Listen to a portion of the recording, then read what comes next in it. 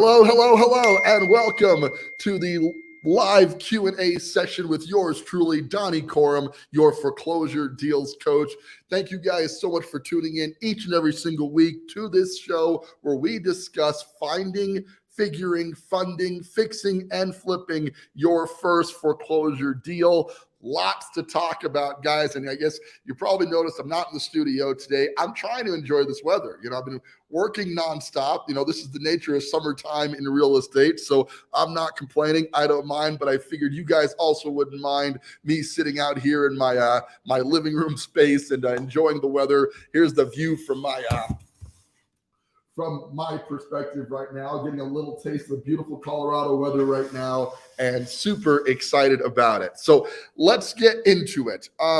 What is going on with the real estate market right now? Well, it's a strange thing because the summertime is known for being a little bit crazy, right? One of the consistent themes we will see about this time of year is this is when people want to move. Now, this is across the board. This is a national thing. Obviously, the kids are out of school right now. They're on summer vacation. So people are going to utilize that time for their families. If they're going to move to a new residence, now's the time to do it. On the other side of that, you've got the desire to do what I'm doing right now and take advantage of this weather. So you've got a lot of people focused on vacation mode. They're now looking at, how to get out there, get the Disneyland trip in, go see the grandparents out of state, and et cetera. So these two things kind of counterbalance each other out. But in my experience, this time of year is typically very busy for real estate. One of the things is that I'm the foreclosure deals coach, right? So obviously, as the name indicates, my specialty is in the foreclosure market. And for the past few years or so, there just haven't been that many foreclosure listings. Why? Well, interest rates were down. Inventory was even lower, so houses had no real reason to foreclose. A foreclosure, as many of you already know, is when the bank takes a property back as collateral for a mortgage note that is not performing anymore. So the thing about that is if the house can sell, if somebody's in a jam, right? They've lost their employment, they're getting divorced, whatever the reason is why they need to sell the property quickly. If they're in that jam, they can generally list the property for sale quickly and get it sold if inventory is low and interest rates are low. So we've had that for the last couple of years. So it's been a little tougher to be a foreclosure expert in a market where there's not a ton of foreclosures. Not to fret, though, we found deals in all sorts of areas. We found deals with wholesalers. One of my best sources for finding deals out there is my wonderful network of wholesale investors, and I am privileged and proud to be able to work with the likes of Gabrielle Simmons, which you may have heard of.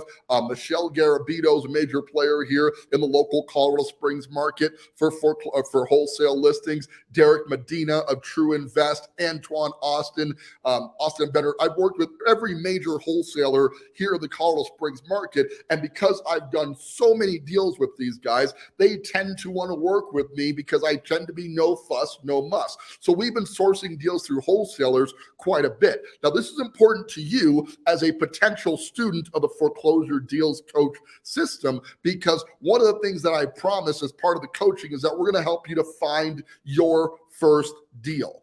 The thing about this coaching thing that's offered all across the country is a lot of people offer the ability to do the deal with no real desire to help you find the deal. You can buy courses or go on YouTube or get a bunch of different information about getting started in real estate investing. Where I pride myself on varying is I am actually making sure that I am the source of deals for my clients. Now, let's shoot straight here. I have a financial incentive to do that because I am finding the deals becoming kind of a deal funnel. I tack on a small assignment fee onto every deal, but I always leave a minimum profit of $25,000 for my clients with the desire to do a lot more than that $25,000.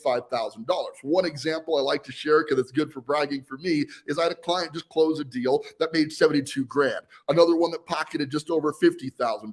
And while these things are awesome, they're not necessarily untypical either, but the goal is at least 25,000 with the thought that as long as we buy them correctly, you should be making a lot more than that. However, more importantly, perhaps, I am making sure that you get the experience you need to become a successful foreclosure flipper right now because we're not in a foreclosure market just yet. Okay, we are definitely heading that direction. Higher interest rates, inventory starting to increase, unemployment's going to become a problem at some point. All of this stuff right now is being propped up by an election season that, if you know how political works, they're keeping things in line for the moment because Biden, the powers that be, want to make sure that they stay in office. Okay, so the real estate market, in my opinion, is being fabricatedly held up. They're holding on to it right now for dear life, waiting to get through election season. Once election season is over, in my opinion, we're going to see the inevitable correction. I'm not talking collapse. I don't think we're in a bubble, but we're going to see, in my opinion, the inevitable correction in the market, which will lead to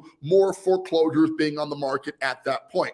As bad as this sounds, this is a good thing. A market, when it's operating normally, has top of market things and bottom of market things working in conjunction to balance out the market.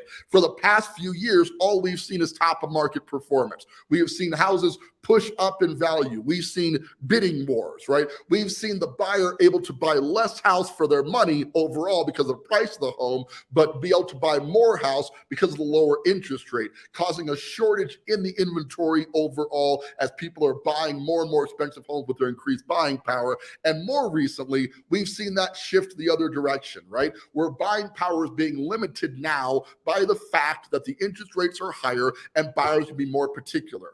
Why is a higher interest rate good for us as real estate investors? Because it seems like that'd be counterproductive, right? Why do you guys think? I got a couple viewers right now. Chime in on that. Why do you think an increased interest rate is actually a good thing for us as investors? Any thoughts on that? I'm watching the comments. All right, I'll just take that one, okay? Here's why it's a good thing. Because if you have a buyer who's now spending $2,800 a month on a property he could have gotten for $2,000 a month when interest rates were in the threes, his desire for more updates has gone up substantially, right? It is not that buyers won't buy, it is that they're going to get more picky. Okay, what that means is if you are you're Joe Schmo home seller, okay? You've owned this home for 10 years, you've raised your kids in this home, you've got the crayon drawings on the wall because, that was cute in that era. When the buyer walks in and he could have gotten that house for $2,000 a month with the lower interest rates, he's looking at that, he or she, right, as a family are looking at that and going, this is okay, we can fix it up, the payment's lower enough, we'll take that added revenue we have and we will fix up the house to our likings, okay? When the house needs work, as a lot of normal retail homes do, every house out there needs something. They're now approaching that property from a different angle. The approach is now, well, man, if I'm going to pay this higher interest rate for the property, I want the nicest property I can get. This provides a great opportunity for people like us whose entire business is remodeling these homes to take them from ugly and in need of work to pretty and ready to go. Right? So by providing, that's a legit service that we offer to the general real estate market. People often look at real estate investors as bad or negative to the economy when the reality is if there was nobody out there fixing up these dilapidated properties, what would happen to the real estate market overall?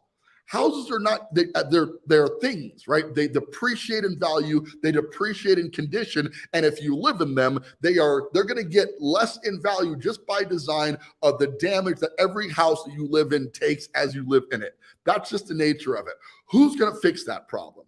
Well, we as real estate investors take on that in exchange for the profit we make on the back end of the deal. Okay, so you as an investor are finding these dilapidated homes. You're putting in some capital in the form of sweat equity. Some people do the work themselves. I totally recommend against that. Or in my case, we bring in contractors to fix those properties, bring them back to modern spec, and actually create a whole nother home, right? What was super cool in the 1980s is not cool anymore. Am I right? So by modernizing these properties, we're actually making them more usable to the end consumer, which allows them to want to pay more for that property because it's got updated cabinets, newer appliances, updated HVAC, the roof's been updated, et cetera, et cetera, et cetera. So by investing in these properties, we are actually increasing the market and helping the overall real estate population to benefit from what we do while making a profit doing it.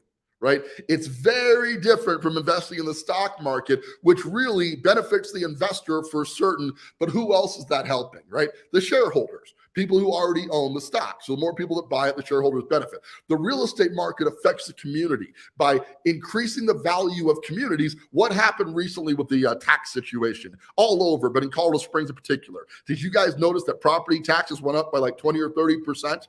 Okay, why? Now that's painful. Obviously, I'm a property owner. I own lots of property. I didn't want to see my property taxes go up, but there's a cost of living increase that was logical. Schools need those tax dollars, right? And if people aren't paying for the houses enough to justify the price of the house plus the property taxes, the streets that we need to operate aren't going to get funded. The police and fire departments who serve us as a community, right, are not going to be able to get paid because all that happens from property and sales taxes, right? So although I'm not a fan of increase in property taxes, what I understand is that by increasing the value of properties through real estate investment, we can justify the higher property taxes. We can create a better community for everybody around. And don't tell anyone, we can make a lot of money doing it. Okay? So it really is a community win-win situation. In the market that we're in right now, in the Colorado Springs market in particular, there are still opportunities out there, less of them on the market, far more of them off the market. And that's, not abnormal. When the foreclosures come in, those properties are listed on the market. So that will add a little bit of bottom to the below market stuff. But quite honestly, wholesalers have built systems that are making them very effective at helping people to sell their property to investors prior to going through the foreclosure process. What a win that is. What a blessing that is for somebody to, instead of having their credit impacted, they're going to lose the home anyway, right? But instead of losing it to foreclosure, they maybe get to keep some of their equity, which means they can take that money and start their life over somewhere else with much less fuss and much less muss than having a foreclosure on their credit and being unfinanceable for 5 to 7 years. Okay, so this really is a true win in the system when everybody works together and the investing market works the way that it's supposed to. So what are your thoughts on that, viewers? What do you guys think about how we can help by buying foreclosures on the local market? I would love to hear from you guys and have a discussion here instead of me talking the entire time. I'm going to show you a couple of deals that we're working on right now, but for the viewers that are left, any thoughts on how buying foreclosures helps the overall economy? Think about that while I load my favorite tool, Privy, and this is how I find deals on the market. Now, the off-market deals largely come from my TV ads, my website, and etc. So we're pursuing a lot of stuff off-market ourselves. But, the easiest way to source deals if you're getting started out is to look directly on the market that you're in. So I'm going to share my screen here. Let you see Privy.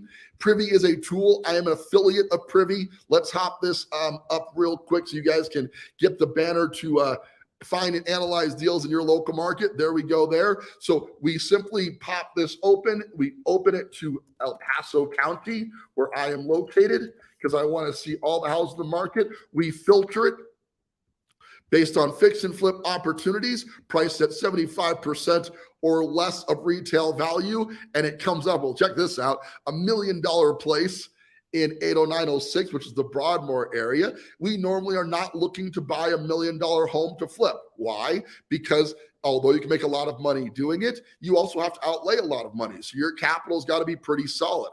Why does Privy think this is a deal? Well, check this out. If you look at the comparable sales, the house that it found is actually an active listing nearby. It's got a similar square footage. It is a little bit newer, but it's been active since April at 1.7 million. So Privy's argument is that if you're buying this for $1.05 million and it has the opportunity to be worth 1.7 million, then that's something to consider, right? Here's the house listed for 1.7 million. Do I think it's a comp? Maybe. It's a little bit dated itself. So is our original. It is bigger, Look at the square footage, 2,500 square feet, another 2,500 square feet in the basement. So I'm not sure if it's absolutely a comp, but it certainly could be a comparable. And as a result, Privy's doing its job. What we really want to see is what's sold nearby. Not what's listed. And the only other thing that's sold that's nearby went for $1,050,000 as well. Same year built, sold in May for $1,050,000. So I'm going to disagree with Privy on this one and say it's probably not a deal, right? And that's okay. What we're looking for from the artificial intelligence to give us suggestions on what might be a deal, so we know what to pursue actively, right? So that's just kind of how that model works. Let's see if we can find something less cool, obviously, but more deal-like, okay? Here's another new bill, $499. Here's the thing about Privy. You're not going to find a deal every day when you use this tool. The idea is that you're using it daily and it sends you an email so you can see properties in your inbox and pursue them. And that's why I think it's such a powerful tool for real estate investors who can pursue on-market listings. Here's one on Northview. It's in 80909, which is one of my favorite zip codes. It's got 860 square feet above, another 860 square feet in the basement, 1,700 square feet, give or take total out of the gate. You know, what we see about houses that are deals is the marketing presentation is not great. Why? Because it's very hard to photograph a dirty, ugly old house. So agents don't try that hard, and I don't blame them. You're not going to be able to polish a turd all that much, right? You can only take that so far. But on the surface, this looks like a deal. Let's run the numbers real quick and see if that checks out. Same problem as last time. The other comp it brought up is listed. It's an investor listing, probably at $450,000. Very similar in square footage. He's been listed since May, so he might be a little bit overpriced. He's been listed for 55 days. That's not a good sign. Definitely strikes me as a remodel, though. Nice, bright, updated colors, but the market is telling this seller that he's asking a little bit too much for this property as it sits today. So we want to find out what we actually think it's worth by going to sold. And as we look at sold, here's 1.16 miles away, also an investor flip, went in May. So after the interest rate increase for $415,000. Here's another one on Wilkes. You know, and let's not just glaze over that Elvin property, right? We want to see what they did to it to get that. Was it a remodel? And it was. Nice paint job, right? With the nice trim. Updated cabinets and countertops, all the same stuff we would do to our property to ultimately get it to the $415,000 bracket. So I would call this a valid comp, and we would use that figure, right? The next one we want to see is, let's find another one that hopefully is in the fours. Here's one that went for 400 even on Alpine. They bought it for 250, sold for 400, sold in June. So all good signs on this. Not a full update by any means, but has been repainted. They put in new cabinets and countertops and etc. Did a pretty good job. Got to 400K, which I believe we could definitely sell ours for fixed up, right? Let's do one more for good measure because we like to have three. Here's one that's really close by on Wilkes. Same square footage. Note that. Same square footage as ours, right? Sold for 425. This is where I'm leaning towards ours is probably worth. They did a wonderful job of the remodel, so kudos to the investor on this. I happen to know this investor, Matt Salui. Matt owns the Metro Brokers office, which is directly across the street from my condo. I'm looking at his office right now. So that's kind of the cool thing with the investor world. I know a lot of the people in it. Matt, as always, did a bang-up job of the remodel. It sold for $425. So what we know about this property on Northview is that if we bought it for $325, if we could keep the remodel to somewhere between $30,000 and $50,000, right? And it's tough to say from the pictures, but if we split the difference, probably a $40,000 remodel, we'd be in this for $365 and ideally selling it for $425. This is a deal. Right. And so when people say there are no deals out there, I just say that's not true. You just got to know where to look. And this tool is one great place to look for consistency in finding deals. You can find deals in your local market using Privy. As a student of the Foreclosure Deals Coaching Program, we are looking for deals in Colorado Springs mostly right now. So I will be helping you to locate your deal in this local market so you can do a deal as well. They are out there. There's an example of one that we're going to pursue now that we found it and we can go after it. Okay.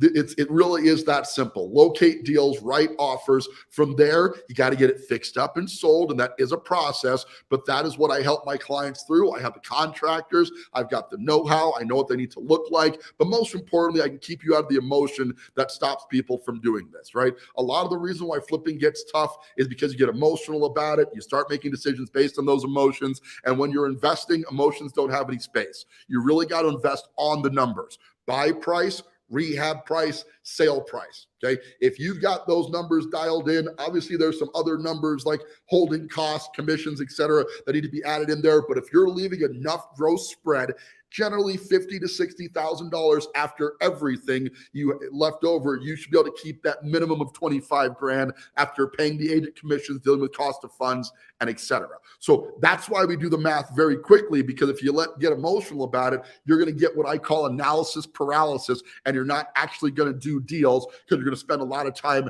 analyzing the deal, not doing the deal. We're not looking for home runs here, people. What we're looking for is consistency. If you could do 3 to 4 of these deals every single year, and you knew you're going to make a minimum of 25 grand on each deal, that's $100K a year coming into your bank account every single year for providing the activity of finding deals, which I'm going to help you with because I'm incentivized to do it, right? If you find the deals on your own, you don't have the assignment fee, you're definitely going to make more money on the deals you can find on your own, and that's great. I'm going to teach you how to find deals on your own too. But the thing about my coaching program is, at least on your first deal, I'm hoping that I'm going to help you to find it, help you to get it done, and I'm going to make sure that you get that back end profit of $25,000 or more. But most importantly, you're going to learn how to do this consistently so you can change your life and find the 3 freedoms that I talk about, which are financial, that's an obvious one, location, be where you want to be when you want to be there, and time freedom, all through real estate investing right here in our local market here in Colorado Springs, Colorado. But once you learn how to do it, you can take that knowledge and do it from anywhere you want to be in any market you want to be in. The key really is getting that first deal done, getting that ounce of confidence that you need through getting the coaching. And this is exactly how I got to doing 47 flips in a year, over 300 flips in my career. And now I'm teaching other people the same way that I learned, and building processes and systems that are going to make it even easier than when I was doing it all the time. Today, I'm still flipping houses, right? My wife is currently working on 2 of them, and I shouldn't say I'm focusing on the coaching, but Laura's doing 2 properties at a time. I really only want her to do 1 because there isn't a level of labor and work that's involved. And honestly, she's going to make a good enough living just doing 1 at a time, doing 1 every 90 days or so, making 25 to 50 grand. She's happy because she loves doing the interior design for herself and other people that she offers interior design services for, and she's making money, so she's bringing in an income, which makes her feel good about herself. It allows me to focus on the coaching product and etc. So everybody really wins when we all get together as a group through this coaching group and work together to buy deals. It's happening. I just signed client number 20, so we've got plenty of people who are living proof that this system works. We are making progress at every aspect of it. We're really dialing in the construction right now, so that's an area that we've continued to improve. All of it's going to work out to more deals, more profit, and a better system for the clients who join the group coaching program today. So with that, if you're watching this right now and you're not sure how to get started, please reach out to me. Slide up in my DMs. Send me a message. Let me know you want to give this thing a try, and I'm going to explain my coaching program to you in copious detail. Make sure that you and I are a good fit to work together, and then sign you up for it, find you your first deal, and start making you real money through real estate investing. Anybody can do it. It's a matter of wanting to do it and getting the right guidance to do it. That's what I provide as your foreclosure deals coach. All right, guys, that is my spiel for today.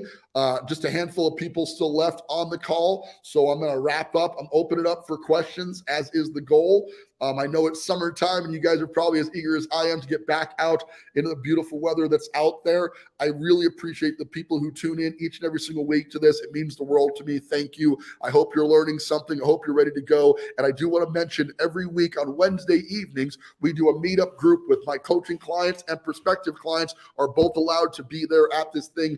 Come by. Let Let's talk about real estate investing. It's an opportunity to meet, grab a beer. We're going to be at Bell Brothers Brewing on North Tejon every single week, 5:30 Wednesday nights. So 5:30 on Wednesdays, come on by, grab a beer with me. Let's talk about how you can get started in real estate investing and what scares you. What's preventing you from getting started right now in the real estate investing market? Not everybody is in the right mode to get started right now. And if that's you, I'm going to tell you that, right? I only want clients who I can absolutely help do their first deal with a guaranteed minimum profit of $25,000. I will work with you if that's you and that's what you want to do. But if you're not ready, I'll let you know and we'll get you ready before we get you signed up for the coaching. Okay. With that, I want to thank you guys so much for tuning in as you do every week. I appreciate it. This is Donny Coram, your foreclosure deals coach. Thanking you so much for tuning in and reminding you now and always, don't buy a house, buy a deal.